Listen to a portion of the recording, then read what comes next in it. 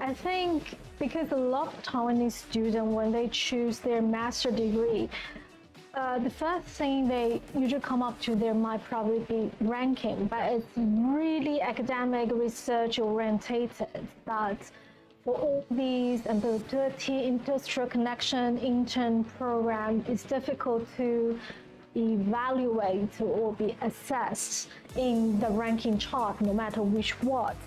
And I think what you just said kind of make them need to rethink about their strategy when they choose their university, because actually a lot of Chinese families or students, they invest such a huge amount of time or money. Not only they want to be a researcher in the future, but actually they're seeking for better job opportunity.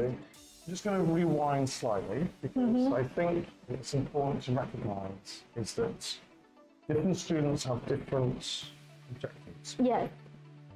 I think some degrees will lead students towards yet further study, like PhD. Yes. So we offer every opportunity for students to direct their particular career ambition. And we give all those choices. It's not simply a case of saying, we'll put you into a company, give you an internship or placement because you want to work for a company. For example, some students may want to start a business. That's true. And we work very hard with the, we're part of the Innovation Centre in Bath, which is part of something called SETsquared, which is a collaboration between Cardiff, Bristol, Bath, Exeter University, plus Southampton, Surrey, and it's called SETsquared. And that is an innovation centre. It's one of the largest in the world. As a student incubator, it provides opportunities for students to come, think about business, present their idea to venture capitalists. We're very, very excited about students that come with the idea of starting a business, because that's what we do really well. So there's that aspect as well. But for the students that want to get the work experience, they want to stay in the UK, they want to perhaps get a job in a sort of more standard way, like a corporate job, maybe marketing or operations, logistics, HR.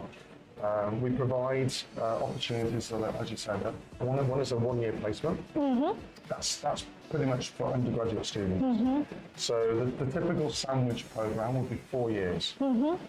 They would do 2 years of study. They'd have 1 year out in industry, normally would be a paid internship placement. That can be overseas or in the UK, depending on the sort of program they're studying for. And then their final year then normally is back with us in that to complete the final part of their degree. So the placement-based programs are 4 years. We do often provide an option for a 3-year version of the same program without the placement. That's undergraduate. Postgraduate scenario is a little bit different because, as I said earlier, compared to Australian degrees, we have 1-year programs. Now, a 1-year, 12-month program is a little bit more difficult to fit in, internships, because the student is leaving the program for anything up to 3 months. We've worked out through a series of transformation projects, we've managed to build in a 3-month internship to things like a finance suite in school, and also 4 or 5 other programs, strategic retailing, entrepreneurship and sustainability. And those programs now have the option of doing a minimum 6-week internship up to 3 months, which can be extended to 6 months. So those internships are with companies that have already got a pre-agreement with the university, the likes of L'Oréal and Deloitte and KPMG and other sort of larger companies that everyone recognise, as well as a whole selection of smaller companies that are more local. There's like Future Publishing and 1 or 2 other companies that we work locally. We're very close to Airbus, which is based near Bristol. And also there's like the MOD and GCHQ, Home and Cyber Security in the UK. There's BAE Systems. We connect to a lot of local industry, as well as the big global companies that have headquarters anywhere between Bristol, Bath and London. So we connect with companies that offer both exclusive placements, not just for Bath students, and those that offer placements and internships that are more competitive. The thing is that we treat placements and internships in the same way we treat careers. So it's the career team that support the students in the internship process. So the same team that understand all about the jobs in that sector, if it's School of Management, they are specialists in the School of Management area. They will be supporting students in finding internships that are relevant to their program in the same way that you're working with the same students to find a job that's relevant to their program. So it's the same team. And they work with them in the same way, they prepare them for the internship in the same way they would prepare a student for a job. It's really important for us that they walk into an internship feeling confident with the right skill set, be it a professional skill set, aspects of things like time management, team building, team working, communication skills, presentation skills, all the sort of things that a company would expect a good candidate to possess, as well as the specialist knowledge, be it marketing or HR or operations, logistics, supply chain. Those aspects are built into the program academically, but it's the professional development program which sits alongside every program that we offer, which gives a student a sense that they're ready for work. And it's that confidence which is incredibly important. Yes, especially for foreign students, to try to develop their opportunities in the UK. I think with a professional team support, it's crucial.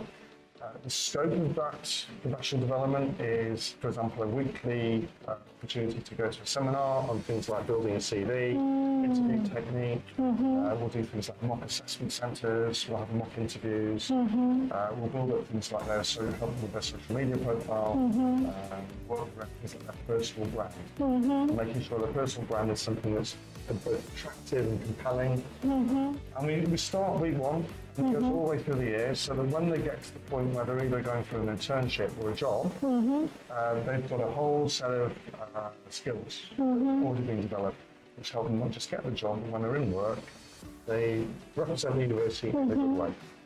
That's important to us. Our partnership with the industry is incredibly important. So when you do go and join Bath and you've got the opportunity to go to the company, you'll be ready. I think because from a lot of feedback of UK graduates, a lot of students actually underestimate, or probably they never seriously go to those career centers or asking for assistance or bring their LinkedIn profile or resume to the teachers over there. So I think with Bath, that how you arrange this in the program itself for students to use these resources is very wonderful and very helpful and practical. Yeah, so that's why it's really important students come to us for the first week. Yes, so, orientation week. Yeah, orientation week, we call it the welcome week because it is very welcoming. It's a sort of place where you're going to meet friends and staff and all the people you're working with on the program, as well as students from other courses. We have a lot of social events as well as organised events to discuss things like working with companies. We do a business challenge, and there's lots of things to get students together to meet and talk about what they want to do, what their ambitions are. Yes. We don't expect the student to come with a ready-made portfolio of ideas that they want to pursue from the word go. That will develop over time. I think what's important is they come with an open mind about what's possible. They will have some ideas about a career, but they also need to listen to the staff who will be able to advise them about where they might want to go to broaden their career perspectives. Yes. The university spends a lot of time developing its alumni network. It's something that I think a lot of universities have not been particularly strong on in the past. Maybe US universities are slightly better. I think in the UK, universities are realising that actually their alumni network is not just valuable from the university profile point of view, but it's incredibly valuable for students to have access to opportunities that are created through the alumni network. And facilitating that network. So more recently, we've been developing specific chapters in some countries, including Taiwan. And those chapters are harbours for this type of work, to make sure that we give them the resource to build a network in the country, to build a network in places like mainland China and Hong Kong and parts of Southeast Asia, as well as Europe and the US and Canada, where we've got a good concentration of alumni. And it's facilitating that network too, which, because you're not part of, when you leave the university, you don't remain isolated. You're part of a much bigger network of peers and people that did the same degree and people that went to the university who are all interested in helping each other. And that's where other opportunities, other pathways can open up. It's the alumni network. We are getting much stronger in that area. I think there's a lot of investment going into the alumni, the network, the facilitation, the resourcing, the communication. That's quite exciting for us because I think they're such an important asset to the university and to each other. So they'll be part of a very, very vast network, global, of around about 120,000, 130,000. Wow, that's a really huge network that student can. And we're not a particularly big university. I said we're not that old. Yeah, it's impressive. It's an impressive count. Yes.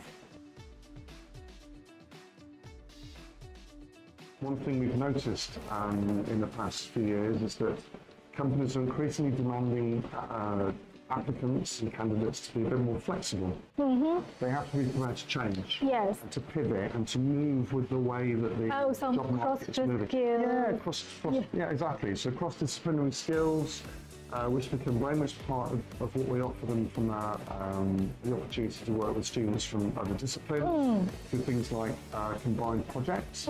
So we have projects where they'll be working with students from say, other management degrees, not just marketing, might be working with someone in HR or operations, in a combined group, to see different perspectives on the same business problem.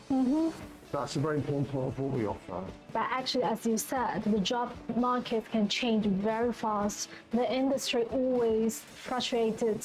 So, so please share with us about the examples. Okay, so there's two parts to this answer. I think, first of all, businesses are very complex. Yes. They're not based on AI.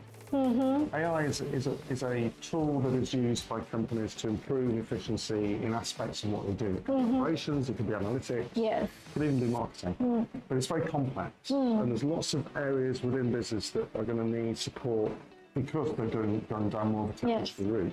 That's always the way with technological revolution. New employment opportunities will appear because of technology, not disappear. I think that's really important that students have the confidence to know that even if we can't see the job market now, because of AI and because of the instance of technology changing the nature of jobs, what's going to happen is exactly that. The nature of jobs will change. That produces new opportunities, new spaces. What I said before about being adaptable and being flexible, this is where it comes from. We may not look at a job in the same way in 2 years' time as we do now. And that's because I think every degree that any student takes these days has a shelf life. And it's not as long as it used to be. I think students have to be prepared to make those changes, be flexible, be adaptable, still having a good grounding in, say, a subject like marketing or operation, understanding the techniques that are currently being used, but also engaging with a consistent learning and relearning and learning and relearning as they go through their career. I think in terms of other opportunities, I do know some students that might return home because it's maybe, the job market in Taiwan, for example, is very good. They might come here to get some more work experience and then reapply to jobs once they've got the work experience. I know some students have done that too, which is quite clever, I think. So they might come back to Taiwan, work for a couple of years, get some really good work experience, and then apply for a job overseas. When they've got a level of experience with a degree from the internet world, their total brand in themselves is actually very, very strong at that. That's another pathway to consider. Maybe less focused on getting a job in the UK immediately, and maybe looking at it as a future destination. Or different destinations. Once they've got work experience, where the jobs are. And that's where we've got to be flexible. Go where the jobs are. It may not be the UK, it could be back in Taiwan, it could be Australia, it could be the US. But that's about just being, realising that things are not set anymore. Things are changing all the time. You just have to move yourself a little bit and know that you may have a set goal, you might need to just adjust that slightly. And open your imagination, because even the job title is the same, but probably it's different, the whole job contents or the requirements or the skills it needs is beyond your expectation, and it needs you have a more multiple tasks or different skills, different knowledge that probably University of Bath can provide to you.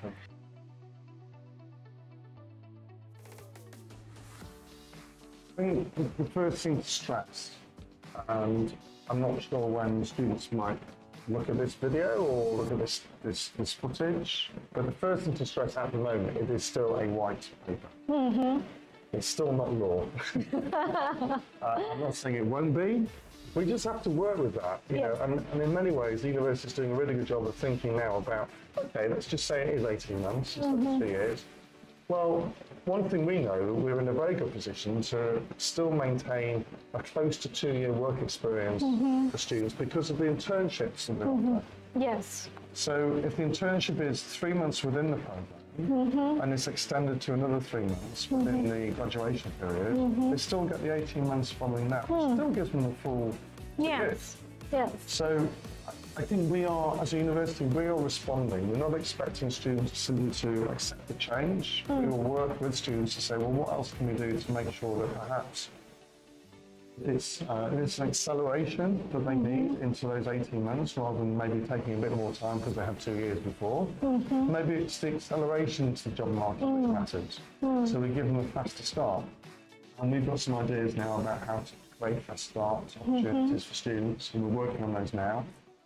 And so we adapt, we change, we go with the flow. You know, the white paper is something that is only being very recently used. And universities are responding. But as I said, things still may change. What I do know is that students will still get exactly the same level of support and focus. As I said, with maybe some adaptation in terms of maybe the speed might change, but the quality and the commitment on the part of the university in terms of giving them a good career will never change. That's something that which will endure any of those political changes. We just have to work with the opportunities that we get and government offers. That's the same all over the world. Yes. I look at it positively. I'm a positive person actually, but I think it's something which could have been worse. So I look at the upside to it, which is it's still there. The opportunity to work in the UK after you graduated is there. Yes. Because sometimes through the news, people will really kind of maximize the worst part. But actually, it's not that bad, especially with how University of Bath designed the program and with the original student visa policy, and plus the PSW working visa. As long as you know how to build up your own personal brand, your network, your skills, and use all the resources that the university provide as more as possible, actually the opportunity is still open arms to you. I see Bath as being one of the more proactive. We're always trying to think one step ahead. Whether it's political change, I think that's very whether it's to do with company and industry sectors. And don't forget, when we talk about School of Management, we are a school of management. It's important to recognise the difference between that and a business school. Some students do ask, well, you're not a business school, it's a school of management. We focus on management, and that can affect things like you can end up working for government, public sector, charities, the third sector, there's a whole, and businesses. So the idea is, as a school of management, we focus on the management principles, which gives students a bit more flexibility in what they might do and who they might work for. I think it's quite important. It goes back to the point right at the start of this interview, talk about bandwidth, and making sure you're maximising your opportunity for work in possibly different sectors, different types of organisations. I think that's what School of Management specialises in, is making sure people and students and candidates for the future have an appetite for maybe not just a corporate, but maybe start a business, maybe work for government, maybe work in the public sector or for a charity, and do something different.